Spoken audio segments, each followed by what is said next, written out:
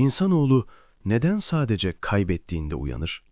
Ve daha da önemlisi, neden en çok üzerine titrediğimiz, pamuklara sardığımız, aman zarar gelmesin diye sakındığımız şeyler parmaklarımızın arasından su gibi akıp gider? Hiç o garip anı yaşadınız mı?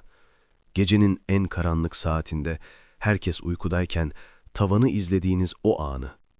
Zihninizde binlerce tilkinin dolaştığı, yarının planlarını yapmaktan, geçmişin hatalarını tartmaktan yorgun düştüğünüz o anı. Kalbinizin üzerinde görünmez bir fil oturuyor gibidir. Nefes alırsınız ama o nefes ciğerlerinize yetmez. Hayatın boğazınızı sıktığını hissettiğiniz, her detayı, her insanı, her sonucu kontrol etmek için çırpındığınız ama ne kadar çabalarsanız çabalayın, o ipin ucunun kaçtığını gördüğünüz o çaresizlik hali. Ve sonra tam da gücünüzün bittiği, dizlerinizin bağının çözüldüğü, gözyaşlarınızın içinize aktığı ve sessizce artık ne olacaksa olsun ben bittim dediğiniz o teslimiyet anında birdenbire açıklanamaz bir şekilde kör düğümlerin kendiliğinden çözülmeye başladığını hiç fark ettiniz mi? Kapalı kapıların siz onları yumruklamayı bıraktığınızda açıldığını, gelmez dediğiniz haberin siz onu beklemeyi bıraktığınızda geldiğini. Bu, insan ruhunun en büyük, en kadim paradoksudur. Bize doğduğumuz günden beri hep savaşmamız öğretildi. Hayat bir mücadeledir dediler. Tırnaklarınla kazıyacaksın dediler. Gözünü dört aç, gevşersen kaybedersin dediler. Ancak Carl Jung, o büyük bilge, insan zihninin o karanlık ve tozlu mahzenlerine indiğinde bambaşka bir gerçeği, sarsıcı bir sırrı keşfetti. Sizi geceleri uyutmayan o endişe, o göğüs darlığı, sizi tehlikelerden koruyan bir kalkan değildir. O, egonun yani nefsin kendi korkularından ördüğü görünmez, soğuk ve demir parmaklıklı bir hapishanedir. Bugün önümüzdeki bu uzun yolculukta sadece stresten kurtulmayı konuşmayacağız. Bu basit bir rahatlama seansı değil. Bu zihninizin kilitli odalarına, o pas tutmuş kapıların ardına yapacağımız bir keşif yolculuğu. Neden çabaladıkça bataklığa saplanıyoruz da kendimizi suya bıraktığımızda batmıyoruz? Bu sorunun cevabı sandığınızdan çok daha derinde. Şah damarınızdan bile yakın olan ama gürültüden duyamadığınız o iç sesinizde saklı. Peki nedir bu içimizi kemiren kurt? Biz buna modern dünyada anksiyete diyoruz. Atalarımız vesvese derdi, kuruntu derdi. Jung'a göre bu egonun bilinmeyene karşı attığı histerik bir çığlıktır. Ego, yani o küçük benliğimiz, yarını karanlık ve tekinsiz bir orman olarak görür. Ve o ormanda karşılaşabileceği canavarları hayal ederek kendini koruduğunu sanır. Tıpkı yatağının altında canavar olduğuna inanan ve yorganı kafasına çeken bir çocuk gibi. Ego sürekli fısıldar. Ya işler ters giderse, ya sevdiklerimi kaybedersem, ya hastalanırsam, ya beni yanlış anlarlarsa, bu fısıltılar zamanla bir çığlığa dönüşür. Zihniniz hiç çekilmemiş filmlerin, hiç yaşanmamış felaketlerin senaryosunu yazan acımasız bir yönetmene dönüşür. Bedeniniz o an güvenli bir odadadır. Belki yumuşak bir koltuktasınızdır. Ama ruhunuz Çanakkale Harbi'ndedir. Ruhunuz bir uçurumun kenarındadır. Vücudunuz olmayan bir tehlikeye karşı savaş alarmı verir. Kalbiniz çarpar, elleriniz terler, mideniz kasılır. Neden? Çünkü zihin hayalle gerçeği ayırt edemez. Siz neyi düşünürseniz beden onu yaşıyor sanır. Yani dostlarım, asıl savaş dışarıda değil, iki kulağınızın arasındadır.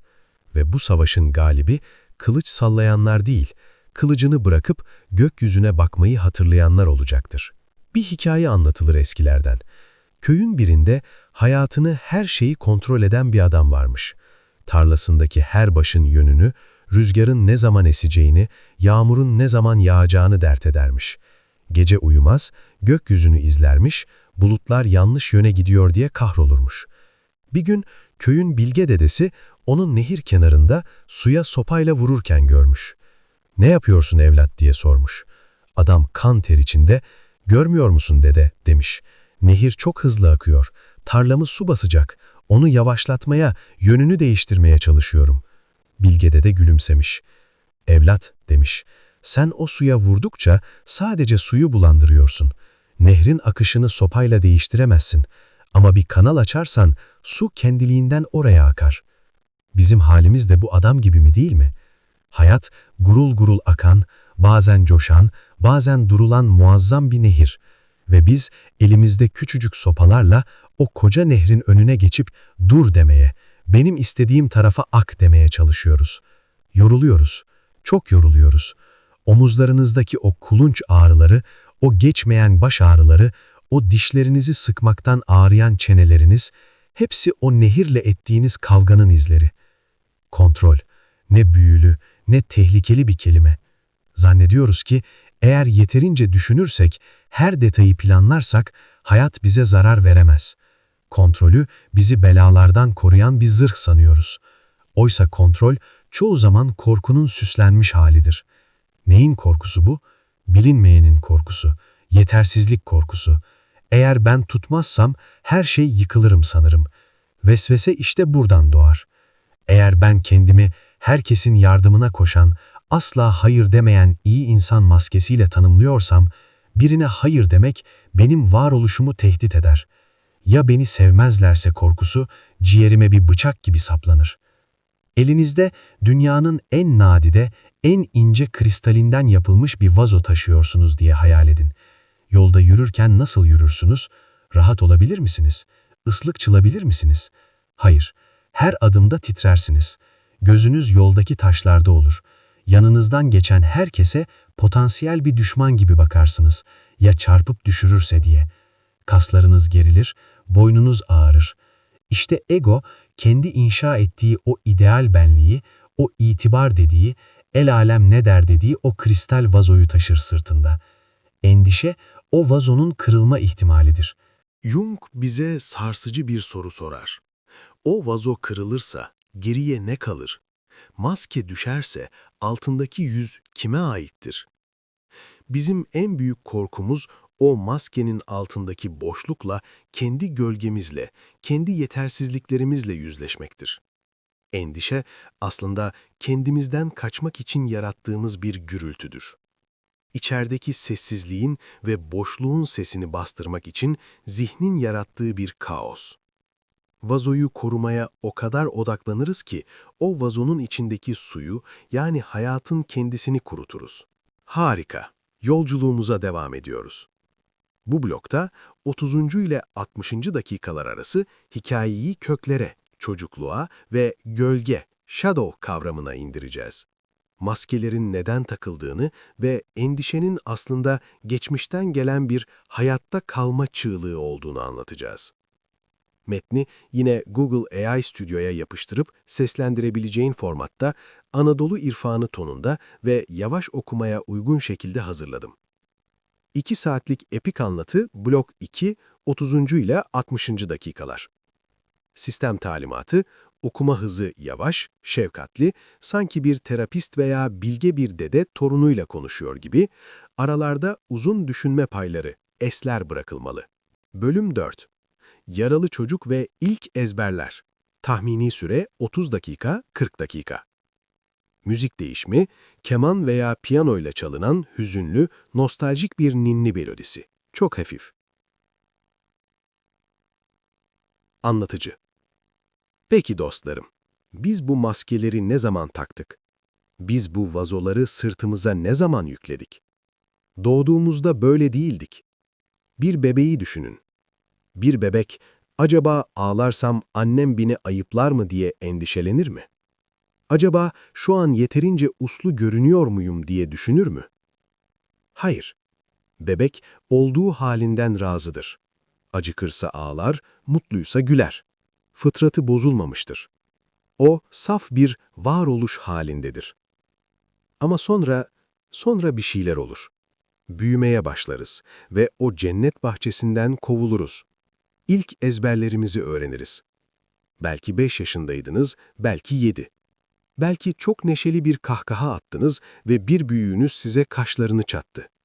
"Sus bakayım, ayıptır, çok gülme," dedi. O an küçücük zihninizde bir not aldınız. Çok gülmek tehlikelidir. Sevilmek istiyorsan neşeni sakla. Belki de ağladınız. Bir derdiniz vardı. Ama size erkekler ağlamaz dendi ya da koca kız oldun sızlanma dendi. O an bir düğüm daha attınız kalbinize. Duygularını göstermek zayıflıktır. Güvende olmak istiyorsan taş gibi olmalısın. Belki de sadece başarılı olduğunuzda, sadece uslu durduğunuzda başınız okşandı. O zaman da şunu öğrendiniz. Ben olduğum gibi değerli değilim. Ancak bir şeyler başarırsam, ancak mükemmel olursam sevilmeye layığım. İşte bugünkü endişelerinizin, o bitmek bilmez ya hata yaparsam korkularınızın tohumları o günlerde o masum topraklara ekildi. Şu an yaşadığınız o vesvese aslında yetişkin halinizin değil, içinizdeki o korkmuş çocuğun sesidir. O çocuk hala orada. Belki 30, belki 40, belki 60 yaşındasınız ama içinizde bir yerde, bir köşeye sinmiş, ya hata yaparsam beni artık sevmezler diye titreyen bir çocuk var. Ego, o çocuğu korumak için inşa edilmiş bir kaledir. Siz kontrolü elden bırakmaktan korkmuyorsunuz. Siz o çocuğun tekrar incinmesinden korkuyorsunuz. Her şeyi ben halletmeliyim derken aslında şunu diyorsunuz. Eğer her şeyi ben halledersem kimse bana kızamaz, kimse beni terk edemez. Biz geçmişi değiştiremeyiz. Olan oldu ama bugün o geçmişin üzerimizdeki hükmünü kaldırabiliriz. Endişe, geçmişin geleceğe yansıttığı bir gölgedir. O çocuğun elini tutup, geçti, artık güvendeyiz dediğinizde gölge kaybolmaya başlar. Carl Jung'un öğretisinde en çarpıcı, en sarsıcı kavramlardan biri gölgedir. The shadow. Nedir bu gölge? Gölge, bizim ben değilim dediğimiz her şeydir. Kendimize yakıştırmadığımız, toplumun hoş görmediği, ayıp saydığımız, günah saydığımız, yetersiz bulduğumuz tüm parçalarımızı attığımız o karanlık mezhendir. Evinizin bir bodrum katı olduğunu düşünün. Misafirler geldiğinde salonunuzu süslersiniz, en güzel yemekleri yaparsınız, gülümsersiniz. Bu sizin personanızdır, maskenizdir. Ama çirkin bulduğunuz, kırık dökük eşyaları, kokan çöpleri, görmek istemediğiniz her şeyi o bodruma atarsınız ve kapağı sıkıca kilitlersiniz. Oh dersiniz, kurtuldum. Ama kurtulmadınız. Zihnin bodrumunda zaman kavramı yoktur. Oraya attığınız her şey, orada yaşamaya, büyümeye ve çürümeye devam eder. Jung der ki, gölgenizle yüzleşmezseniz, o size kader olarak geri döner. Bu ne demektir? Siz öfkenizi bastırırsanız, ben çok nazik biriyim, asla kızmam derseniz, o öfke yok olmaz. O öfke, bodrumda büyüyen bir canavara dönüşür. Ve hiç beklemediğiniz bir anda, belki küçücük bir olayda volkan gibi patlar. Ya da sizi hasta eder, ülser olur, migren olur, panik atak olur. Siz tembelliğinizi inkar edip, sürekli çalışmalıyım, durmamalıyım diye kendinizi kamçılarsanız, o bastırılmış dinlenme ihtiyacı sizi bir gün tükenmişlik sendromuyla yatağa mahkum eder. Endişenin en büyük gıdası bu bastırılmış gölgelerdir. Korkuyoruz. O bodrumun kapağı açılırsa diye korkuyoruz. İnsanlar bizim aslında o kadar da mükemmel, o kadar da güçlü, o kadar da iyi olmadığımızı görürse diye ödümüz kopuyor. Ama dostlarım, bir sır vereyim mi? Kusursuz insan yoktur. O sosyal medyada gördüğünüz parıltılı hayatların hepsinin bir bodrum katı var. Ve biz birbirimizin maskelerini değil, yaralarını sevdiğimizde gerçekten bağlanırız. Bu kanalı, bu topluluğu özel kılan şey budur. Biz burada mükemmel olmaya çalışmıyoruz. Biz burada bütün olmaya çalışıyoruz. Eğer siz de bu samimiyetin bir parçası olmak, maskelerinizi kapıda bırakıp içeri girmek isterseniz, abone ol butonuna dokunun. Bu, ben de kusurlarımla, gölgemle, ışığımla tam bir insanım beyanıdır. Bırakmak, yani letting go, o bodrumun kapısını açmaya cesaret etmektir. İçeri girip, o köşeye attığınız korkak yanınıza, kıskanç yanınıza, tembel yanınıza bakıp, evet, siz de benim parçamsınız. Sizi de kabul ediyorum diyebilmektir. Kendi karanlığınızla barıştığınızda, başkalarının karanlığı sizi korkutamaz. Kendi şeytanlarınızı tanıdığınızda, Dışarıdaki şeytanlar size zarar veremez. İşte o zaman o titreme, o sürekli tetikte olma hali biter. Çünkü saklayacak bir şeyiniz kalmamıştır.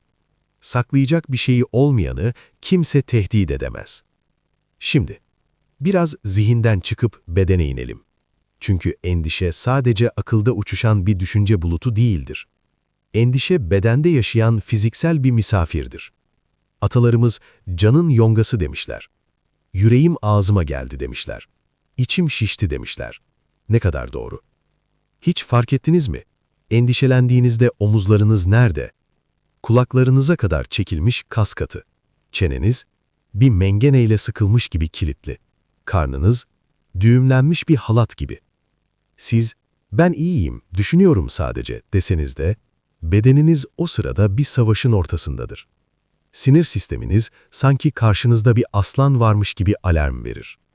Biz modern insanlar boynumuzun yukarısında yaşıyoruz. Sürekli kafamızın içindeyiz.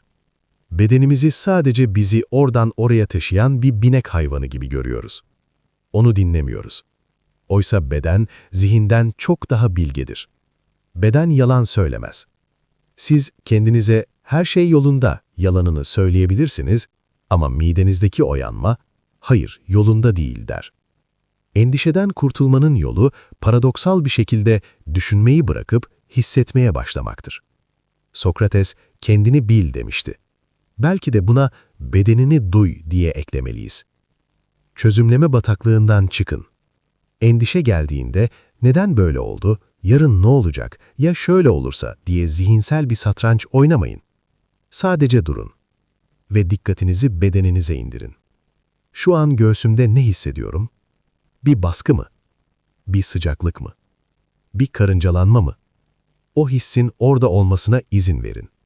Onu kovmaya çalışmayın. Şu an kalbim hızlı çarpıyor ve bu normal. Şu an korkuyorum ve bu insani. Bir enstrümanı düşünün. Teli çok gerilirse kopar, çok gevşekse ses vermez. Sizin sinir sisteminiz de bir sazın teli gibidir. Yıllardır süren o kontrol çabası, o aman hata yapmayayım gerginliği sizi o kadar gerdi ki en ufak bir dokunuşta kopacak hale geldiniz. Şimdi o teli gevşetme zamanı. Buna somatik teslimiyet diyoruz. Bedeni inandırmadan zihni inandıramazsınız. Derin bir nefes alıp omuzlarınızı düşürdüğünüzde beyninize şu sinyal gider. Tehlike geçti. Güvendesin. Hayatın koşturması içinde omuzlarımızı düşürmeyi, nefes almayı unutuyoruz. Kendimizi akord etmeyi unutuyoruz. İşte biz burada, her videoda aslında bozulmuş akordunuzu düzeltmek için bir araya geliyoruz. Bu bizim ruhsal bakım saatimiz. Eğer bir sonraki akord ayarı saatimizi kaçırmak istemezseniz, o zil simgesini, bildirimleri açın. O ses, telefonunuza gelen sıradan bir bildirim değil. Kendinize dönmeniz için nazik bir davet olsun. Zihin uçurtmadır, beden ise onu tutan ip. İp koparsa uçurtma kaybolur. Bedeninize iyi davranın. O sizin bu hayattaki tek gerçek eviniz. Onu yargılamayın. Onu zorlamayın. Sadece dinleyin. O size neye ihtiyacınız olduğunu fısıldayacaktır. Belki biraz uykuya, belki bir bardak suya, belki sadece sessizliğe. Endişe, bedenin, bana biraz şefkat göster deme şeklidir. Eskiler, akıl bir kandildir, gönül ise güneştir derlerdi. Biz kandilin cılız ışığıyla koca dünyayı aydınlatmaya çalışıyoruz da, güneşin doğmasına izin vermiyoruz. Şu an yaşadığımız o bitmek bilmez endişe hali aslında aklın sınırlarına çarpmamızdan ibarettir. Akıl yani mantık harika bir araçtır. Hesap yapar, kitap yapar, ölçer, biçer. Ama akıl hayatın o engin belirsizliğini kaldıramaz. Akıl her sorunun matematiksel bir cevabı olsun ister. 2 kere 2 4 etsin ister. Ama hayat matematik değildir dostlarım. Hayat şiirdir. Aşkın formülü yoktur. Acının denklemi yoktur. Ayrılığın, ölümün, doğumun mantığı yoktur. Siz kalbinizin meselelerini aklınızla çözmeye çalıştığınız için bu kadar yorgunsunuz. Duygusal bir sorunu mantıkla çözmeye çalışmak, bir keman sesini mezura ile ölçmeye çalışmak gibidir. Ölçemezsiniz. Sadece çırpınırsınız. Jung buna sezgi der. Biz gönül gözü deriz. Endişeli insan gönül gözünü kapatmış, sadece kafasındaki hesap makinesine güvenen insandır. Sürekli nasıl olacak? Ne zaman olacak? Garanti ver bana diye bağırır. Oysa sezgi sormaz. Sezgi bilir. Sezgi, karanlıkta yolu gören kedinin gözleri gibidir. Mantık der ki, bu yola girme, sonu belirsiz. Gönül der ki, korkma, yürü. Yol sana yürüdükçe görünecek. Endişe, geleceği kontrol etme arzusudur. Sezgi ise, gelecekle dans etme anatıdır. Bırakmak, o hesap makinesini bir kenara bırakıp, içinizdeki o sessiz pusulaya güvenmektir. O pusula sizi hiç yanıltmadı. Hatırlayın, hayatınızda aldığınız en doğru kararları düşünün. Çok düşünerek mi aldınız? Yoksa bir sabah uyanıp, bunu yapmalıyım, nedenini bilmiyorum ama doğru olan bu diyerek mi yaptınız? İşte o ses sizin gerçek sesinizdi. Akıl, fırtınada oradan oraya savrulan bir yaprak gibidir. Gönül ise o fırtınanın ortasındaki sarsılmaz köktür. Köklere dönme vaktidir. Gelelim o en hassas, en kanayan yaramıza, sevdiklerimize. En çok kimin için endişelenirsiniz? Çocuğunuz için, eşiniz için, sevgiliniz için, anneniz babanız için. Onlar iyi olsunlar diye kendinizi paralarsınız. Onları korumak, onların hayatını düzenlemek istersiniz. Ve buna sevgi dersiniz. Ama gelin bugün dürüst olalım. Acı da olsa gerçeği konuşalım. Bu gerçekten sevgi midir yoksa kaybetme korkusu mu? Jung, ilişkilerde birbirimize ayna tuttuğumuzu söyler. Çoğu zaman karşımızdakini olduğu gibi görmeyiz. Kendi korkularımızı, kendi ihtiyaçlarımızı onlara yansıtırız. Partnerimizi sıkarız, boğarız, neredesin, ne yaptın, neden aramadın? Çocuğumuzun üzerine titreriz. Onu yapma düşersin, bunu yapma üzülürsün. Bir kuşu avucunuzda tuttuğunuzu hayal edin. Eğer uçup gitmesin diye korkup avucunuzu sıkarsanız, o kuşu öldürürsünüz. Eğer avucunuzu tamamen açarsanız, kuş uçabilir ama geri döneceği yer yine o açık eldir. Sevgi, avucu açık tutabilme cesaretidir. Endişe ise o avucu sıkmaktır. Sıkarak koruyamazsınız. Sıkarak sadece kaybedersiniz. İlişkilerdeki endişe aslında ben tek başıma yetersizim, o giderse ben yarım kalırım inancıdır. Oysa siz yarımlardan oluşan bir bütün değilsiniz. Siz tam ve bütünsünüz. Sevdiğiniz insan sizin tamamlayıcınız değil, yol arkadaşınızdır. Onun hayatını, onun hatalarını, onun kaderini kontrol edemezsiniz. Çocuğunuzun düşmesine engel olursanız ayağa kalkmayı nasıl öğrenecek? Sevdiğinizin hata yapmasına izin vermezseniz doğruyu nasıl bulacak? Onu çok düşünüyorum demek, bazen ona hiç güvenmiyorum demektir. O bensiz yapamaz demek, egonun en büyük yalanıdır. Yapabilirler. Herkesin kendi kaderi, kendi gücü, kendi rehberi vardır. Sizin göreviniz gardiyanlık değil, liman olmaktır. Fırtınadan kaçtıklarında sığınacakları güvenli bir liman.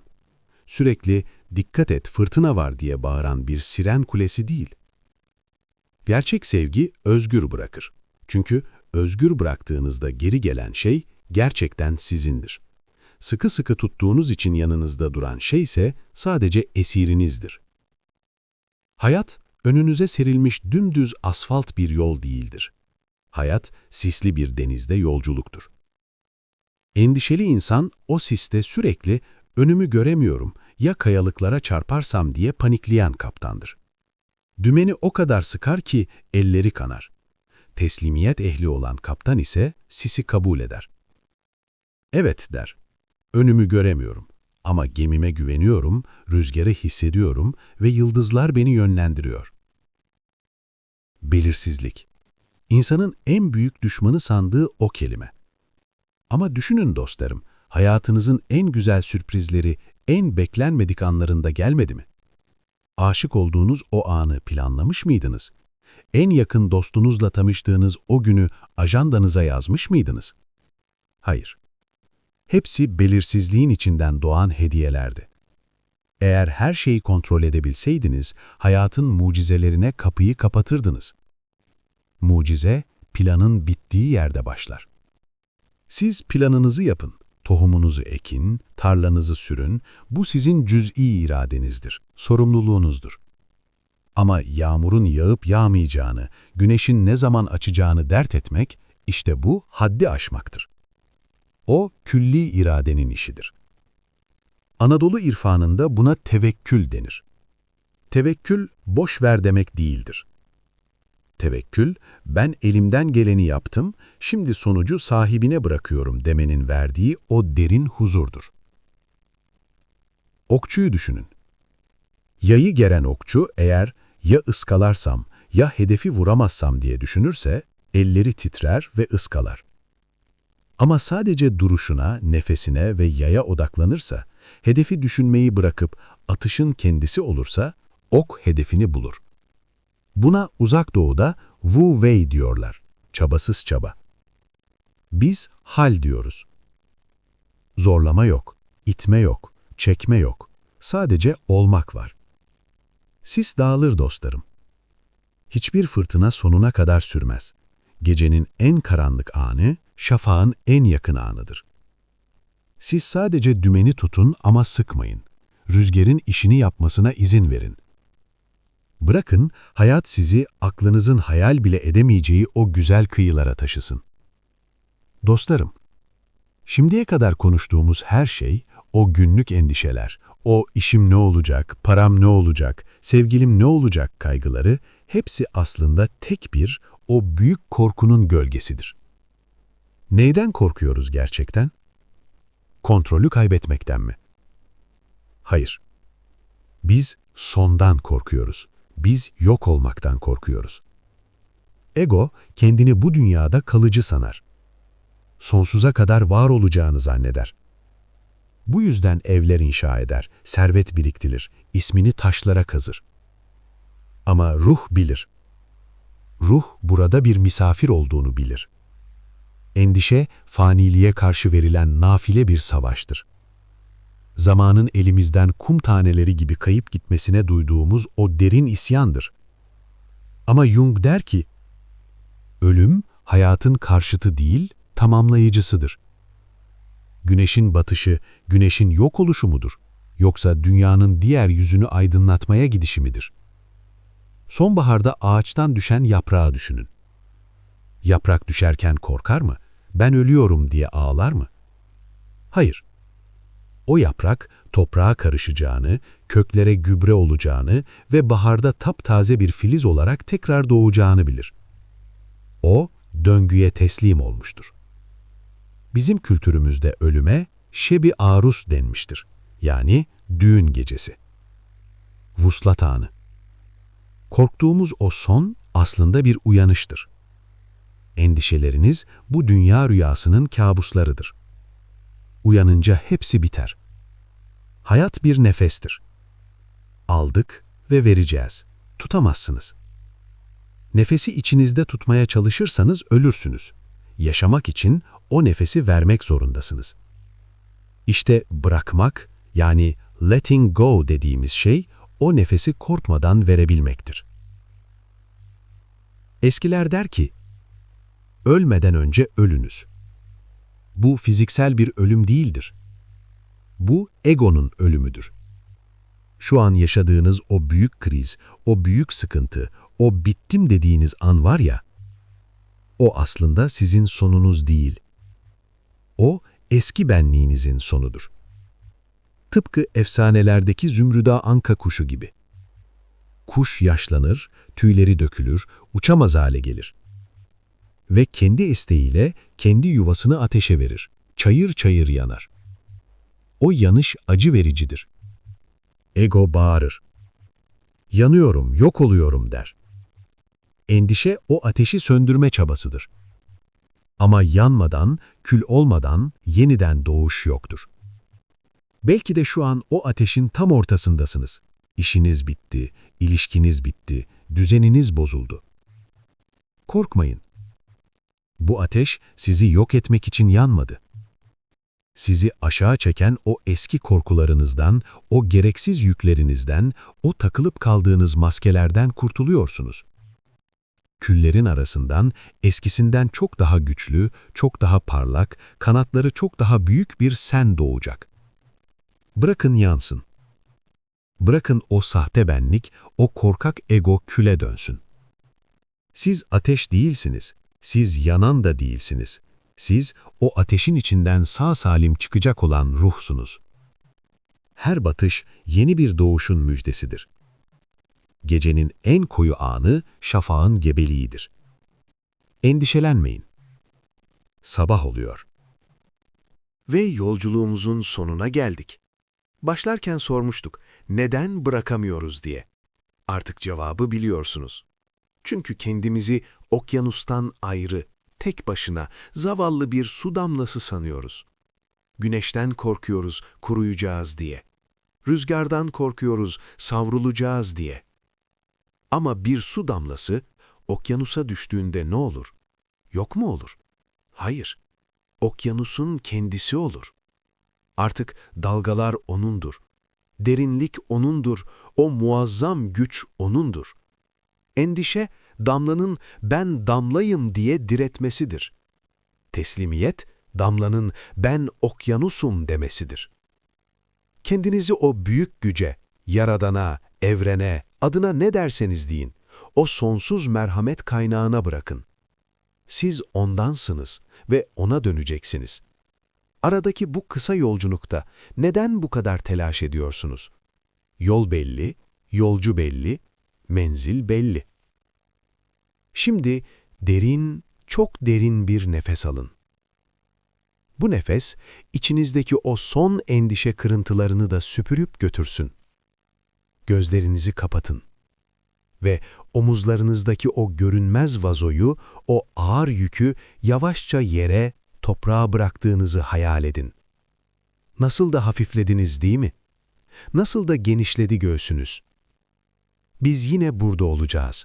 Ne zaman yolunuzu kaybederseniz, ne zaman o sis tekrar çökerse, bu meclisin kapısı size hep açık. Bildirimlerinizi açık tutun ki bir sonraki sefere kandilimizi yaktığımızda ışığımızı görebilin. Şimdi gidin ve korkusuzca yaşayın. Hata yapın, düşün, kalkın, sevin, ağlayın ama endişelenmeyin. Çünkü her şey, ama her şey tam da olması gerektiği gibi. Yolunuz açık, gönlünüz ferah olsun. Hoşça kalın, aşkla kalın.